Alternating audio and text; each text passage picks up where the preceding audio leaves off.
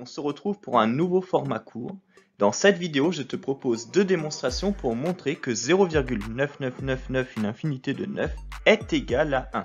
Et pour chacune d'entre elles, j'ai 60 secondes. C'est parti. Première démonstration accessible au plus grand nombre, je pose a est égal à 0,999, etc. Je le multiplie par 10 et j'obtiens 10 fois a est égal à 9,999, etc.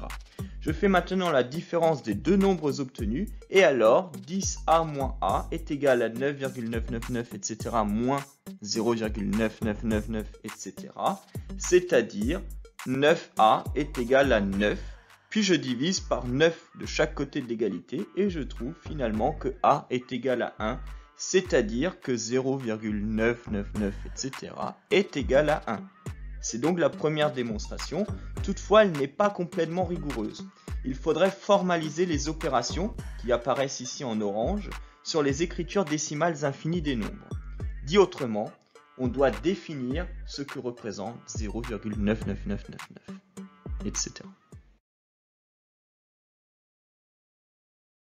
La deuxième démonstration qui utilise des outils de première spémat.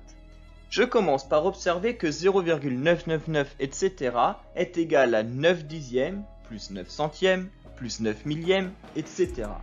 Ici en jaune apparaissent les premiers termes d'une suite géométrique, de premiers termes 0,9 et de raison 1 sur 10. Car comme tu le vois, pour passer d'un terme au suivant, on multiplie par 1 sur 10, ou divise par 10, c'est pareil.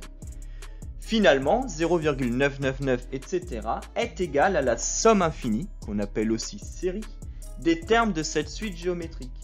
Pour la calculer, je vais considérer, pour un entier n supérieur ou égal à 1 quelconque, la somme des n premiers termes seulement. C'est donc une somme finie que je vais pouvoir calculer. Et dans un deuxième temps, je ferai tendre n vers plus l'infini. La somme partielle, celle des n premiers termes, je la note Sn. Et je sais la calculer, car c'est la somme des n premiers termes d'une suite géométrique. J'ai écrit ici la formule, et après simplification, on trouve que Sn est égal à 1 moins 1 sur 10 puissance n. Ensuite, on regarde la limite de cette quantité quand n devient très grand. Et on trouve que cette limite est égale à 1. En effet, plus n est grand et plus 1 sur 10 puissance n est proche de 0. Et donc plus la quantité 1 moins 1 sur 10 puissance n est proche de 1. Donc finalement, on vient de démontrer que 0,99999, etc. est exactement égal à 1.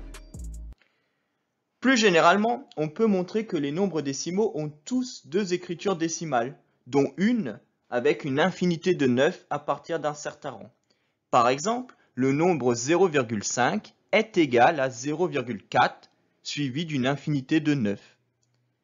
C'est la fin de cette vidéo. Je vous dis à bientôt et restez curieux.